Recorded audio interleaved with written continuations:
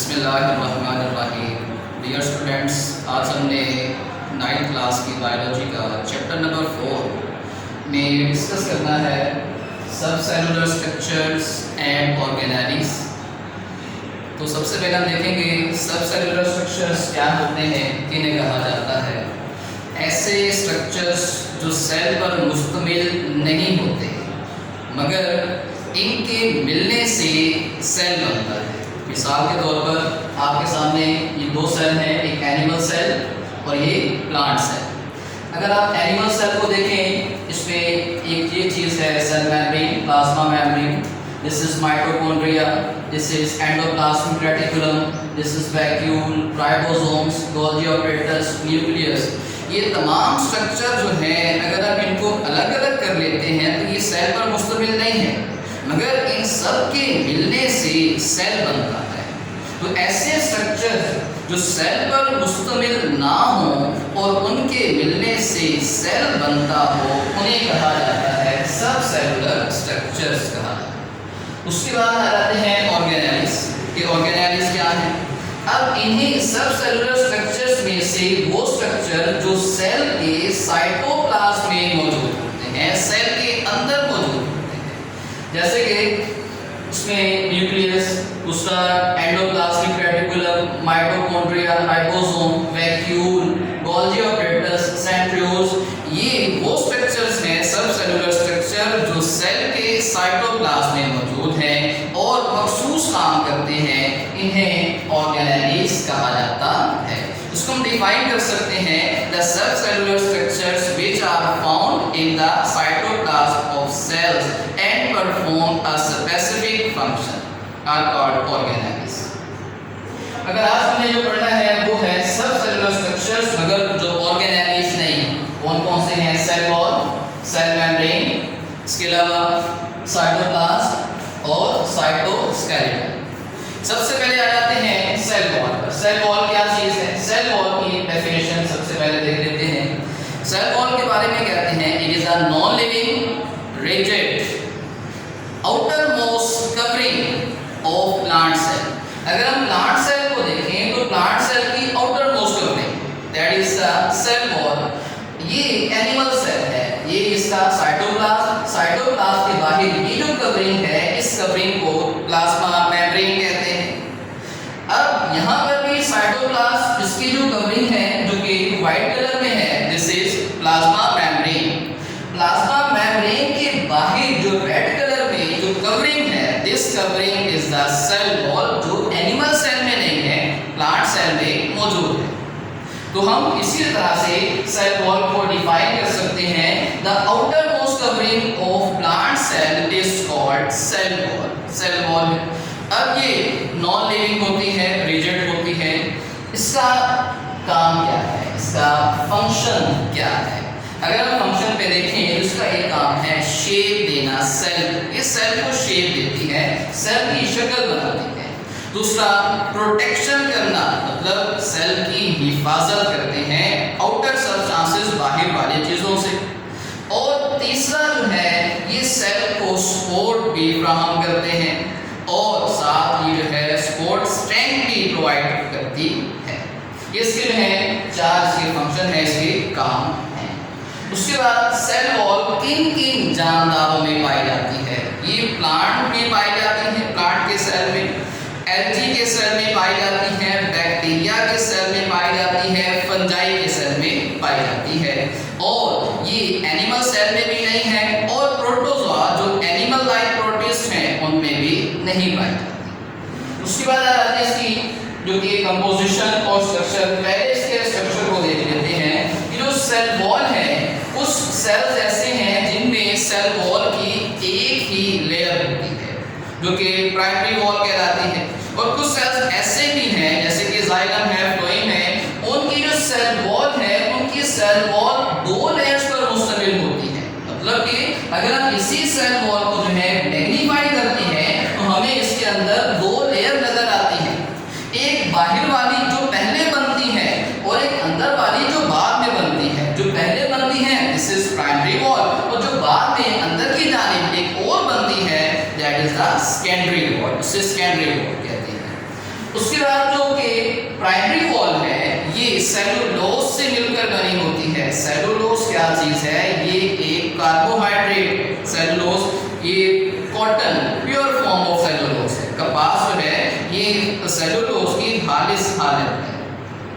इसके अलावा जो अंदर वाली सेकेंडरी वॉल है ये वॉल बनी होती है ये लिग्निन और दूसरे केमिकल सब्सटेंसेस से मिलकर बनी होती है। उसके बाद आ जाती है इसकी कंपोजिशन। अब जो प्लांट की सेल वॉल है और यहाँ जो एल्गी की सेल वॉल है ये सेलुलोज से बनी, जबकि जो फंजाई की सेल वॉल है ये बनी होती है काइटिन। काइटिन भी जो है एक मॉलिक्यूल है, कार्बोहाइड्रेट है, जो जैसा कि आप कॉकरोच की सबसे बाहर जो चमकती लेयर देखते हैं वो भी काइटिन की बनी होती है। तो जो फंजाई की सेल वॉल है वो भी काइटिन की बनी होती है। जबकि ये जो बैक्टीरिया है इसकी सेल वॉल बनी होती है पेप्टाइडोग्लाइकेन। पेप्टाइडोग्लाइकेन क्या चीज है? Peptidoglycan is a molecule that composed of amino acids and sugar, जो कि अमीनो एसिड्स और शुगर का एक पेचीदा मॉलिक्यूल है, दैट इज पेप्टाइडोग्लाइकेन। इसके अलावा अगर हम सेल वॉल को जरा ऑब्जर्व करें तो सेल वॉल में जो है सुराख होते हैं, पोर्स होते हैं। इन पोर्स का काम क्या है? इनका काम होता है कि एक सेल के साइटोप्लाज्म में जो बैक्टीरिया है इन्हीं पोर्स के जरिए से जो साथ वाले सेल्स हैं उसके अंदर ये ट्रांसफर हो सकता है। इस तरह से ये जो पोर्स हैं इन पोर्स को प्लाज्मोडेस्माटा कहते हैं। तो प्लाज्मोडेस्माटा क्या चीज है? This are the pores in the cell wall. Cell wall में पोर्स हैं through which cytoplasm of adjacent cells are connected are called plasmodesmata. ये है सेल वॉल हमारा लॉन्ग क्वेश्चन। उसके बाद आ जाते हैं सेल मेम्ब्रेन पर कि सेल मेम्ब्रेन क्या चीज है। सेल मेम्ब्रेन की सबसे पहले डेफिनेशन कि सेल मेम्ब्रेन जो है ये outer most covering of animal cell. Animal cell की जो सबसे बाहर कवरिंग है that is called the cell membrane, उसे सेल मेम्ब्रेन कहते हैं, जो कि साइटोप्लाज्म को कवर करती है।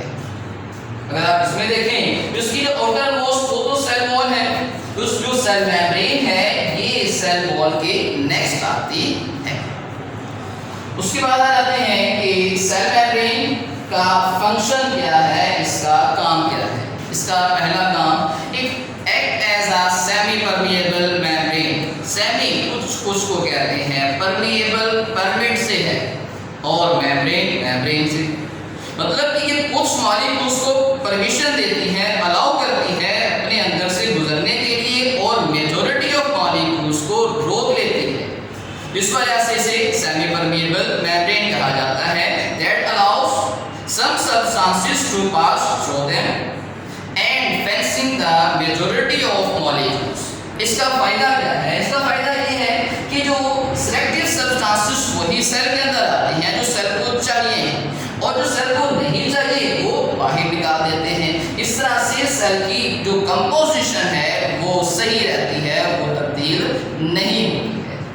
इसके अलावा इसका जो और काम है वो ये है, ये मैसेजेस को सेंस करते हैं। जैसे आपने देखा है कि ग्रोथ का एक खास जो है एज होती है, उस एज में केमिकल जो है ब्रेन से खारिज होते हैं, हार्मोन्स खारिज होते हैं। ये सेल्स उन हार्मोन्स को, केमिकल मैसेजेस को सेंस करते हैं और अपना काम स्टार्ट कर लेते हैं।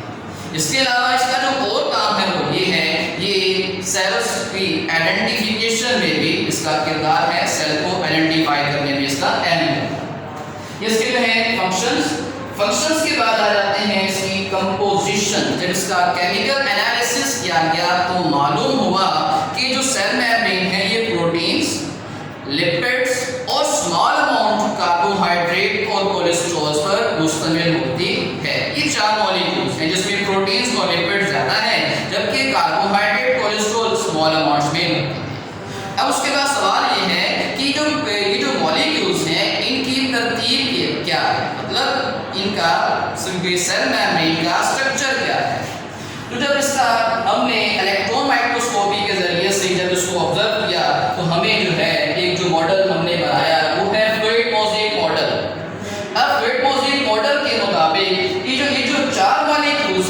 इस तरह से अरेंज होते हैं कि cell membrane is a lipid bilayer. ये लिपिड बाइलेयर है, ये लिपिड का एक मॉलिक्यूल, ये लिपिड का दूसरा मॉलिक्यूल, ये जो है एक लेयर है, ये दूसरी लेयर है, लिपिड बाइलेयर है। In which protein molecules are embedded, ये जो प्रोटीन के मॉलिक्यूल्स हैं इस लिपिड बाइलेयर के अंदर जो है धंसे हुए होते हैं। और इसके अलावा जो कि सेल मेम्ब्रेन की जो फ्लूइडिटी है, जो लचक, वो किस वजह से है, वो लिपिड बाइलेयर की वजह से होती है। और इसके अलावा इसमें कार्बोहाइड्रेट कहाँ पे होते हैं, वो या तो लिपिड के साथ अटैच हैं या फिर प्रोटीन के साथ अटैच हैं। अगर वो प्रोटीन के साथ अटैच है तो इसे कहा जाता है ग्लाइकोप्रोटीन्स, और अगर वो लिपिड के साथ अटैच हैं तो इसे कहा जाता है ग्लाइकोलिपिड्स। इसके अलावा कोलेस्ट्रॉल के मॉलिक्यूल्स कहाँ पे हैं, जो कि वो इन बिटवीन जो है लिपिड बाइलेयर के दरमियान में होते हैं, जो उसको थोड़ा सा रिजिड करते हैं। ये है फ्रेड-मॉजिक मॉडल जो कि स्ट्रक्चर है। अब इसके बाद आ जाते हैं कि दो टर्म यहाँ पे इस्तेमाल होती है, एक सेल मेम्ब्रेन, दूसरी प्लाज्मा मेम्ब्रेन। सेल मेम्ब्रेन किसे कहते हैं, प्लाज्मा मेम्ब्रेन। जब हम बात करते हैं उस मेम्ब्रेन की जिसने साइटोप्लाज्म को कवर किया है, तो इस मेम्ब्रेन को कहेंगे प्लाज्मा मेम्ब्रेन। और जब हम बात करते हैं सेल, इस मेम्ब्रेन के साथ साथ जो अंदर ये जो माइटोकॉन्ड्रिया की मेम्ब्रेन है, न्यूक्लियस की मेम्ब्रेन है, तमाम मेम्ब्रेन्स की, तो फिर हम कहते हैं these are the cell membrane, ये सेल मेम्ब्रेन कहलाती है। तो जितने भी हैं, चाहे वो प्लाज्मा मेम्ब्रेन है, चाहे वो सेल मेम्ब्रेन है, सबका स्ट्रक्चर जो है इसी तरह से शो किया जाता है फ्रेड-मॉजिक मॉडल के जरिए से। उसके बाद नेक्स्ट आ जाते हैं हमारे पास, वो है साइटोप्लाज्म। साइटोप्लाज्म क्या चीज है, semi viscous and semi transparent substances that are present inside the plasma membrane. Plasma membrane के अंदर जो लिक्विड सब्सटेंसेस है, सेमी विस्कस कुछ कुछ गाढ़ा है और सेमी ट्रांसपेरेंट है, मतलब कुछ कुछ शफाफ है, जो कि प्लाज्मा मेम्ब्रेन के अंदर की जानिब है। इस सब्सटेंसेस को कहा जाता है साइटोप्लाज्म। ये साइटोप्लाज्म कहलाता है। अब साइटोप्लाज्म है, इसकी कंपोजिशन क्या है, मतलब इसमें कौन कौन से मॉलिक्यूल्स हैं। बेसिकली इसमें वाटर होता है, मतलब पानी है। उस पानी के अंदर बहुत सारे organic molecules, proteins, lipids, carbohydrate, ये डिसॉल्व फॉर्म में या अनडिसॉल्व फॉर्म में मौजूद होते हैं। इसके अलावा इसके अंदर साल्ट्स और दूसरे जो इनऑर्गेनिक आयंस हैं वो भी मौजूद होते हैं। ये इसकी कंपोजिशन के बारे में। अब इसका फंक्शन क्या है, साइटोप्लाज्म की अहमियत क्या है। इसकी एक अहमियत ये है कि आपने पढ़ा है रेस्पिरेशन के बारे में, इसमें एनर्जी पैदा होती है, सेल्स एनर्जी पैदा करते हैं। तो उसका जो पहला प्रोसेस है वो है ग्लाइकोलिसिस, जिसमें ग्लूकोज की ब्रेकडाउन होती है।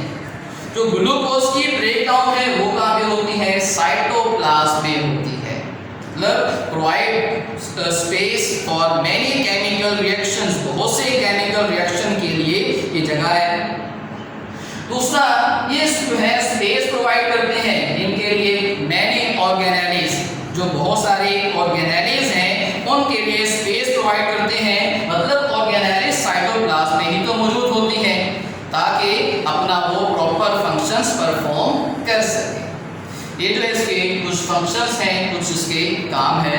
उसके बाद फिर आ जाते हैं साइटोस्केलेटन के क्या है। साइटो सेल से है और स्केलेटन जो है ढांचे से है, मतलब शेप से है। तो सेल्स के ऐसे सब सेलुलर स्ट्रक्चर जो सेल को जो है शेप प्रोवाइड करते हैं, उसको हरकत करवाते हैं, उन्हें साइटोस्केलेटन कहा जाता है। अब साइटोस्केलेटन जो है दरअसल ये मुश्तमिल होते हैं माइक्रोट्यूब्यूल्स एंड माइक्रोफिलामेंट। माइक्रोट्यूब्यूल्स ये मुश्तमिल होते हैं tubulin proteins, tube like proteins होती हैं, इसे ट्यूबुलिन प्रोटीन कहा जाता है। और इनका काम क्या है, सेल की शेप को मेंटेन रखना, मतलब सेल की शेप को चेंज ना होने देना। और अक्सर जो है ये सीलिया और फ्लैजेला का भी पार्ट है, मेजर पार्ट। सीलिया कहते हैं स्मॉल हेयर लाइक स्ट्रक्चर्स होते हैं, कुछ सेल्स हैं, उन सेल्स के जो बाहर जो है छोटे छोटे धागे होते हैं जिन्हें सीलिया कहते हैं। और अगर ये धागे बड़े हो जाएं तो उन्हें फ्लैजेला कहते हैं।